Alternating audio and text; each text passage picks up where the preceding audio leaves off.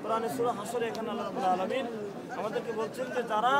সাহাবীদের পরে আসলো তারা যখন দোয়া করে আল্লাহর কাছে তখন তারা এইভাবে দোয়া করে যে রব্বানা ইগফির লানা,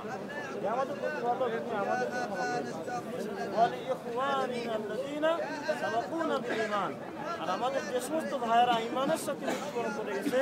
তাদেরকেও তুমি ক্ষমা করো। এ হলো কোরআনের শিক্ষা,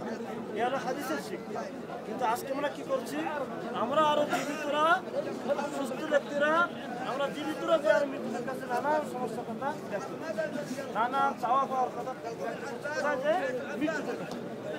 হ্যাঁ সন্তান হয় না, সন্তানের জন্য যাচ্ছে মাজারে, অসুখ বিসুখের জন্য মাজারে যাচ্ছে, বিপদে জন্য মাজারে যাচ্ছে, হ্যাঁ সংসারে অশান্তি, স্বামী স্ত্রীর মধ্যে মিলন নাই, মিল নাই, মহব্বত নাই, ছেলেমেয়ের বিবাহ হচ্ছে না, ছেলেমেয়ের পরীক্ষা, নিজের ইলেকশন, এই নানা বিষয়কে কেন্দ্র করে সামনে নিয়ে উদ্দেশ্য নিয়ে মানুষ মাজারে যাচ্ছে না, মেয়েদের সংখ্যা কম না, অথচ আল্লাহ রাব্বুল আলামিন কি তাদের এই কোনো ক্ষমতা এই সমস্ত সন্তানাকে দেওয়া না দেওয়া,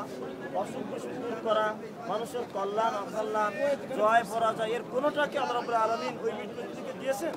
এর কোনো ক্ষমতাকে আল্লাহ তাদেরকে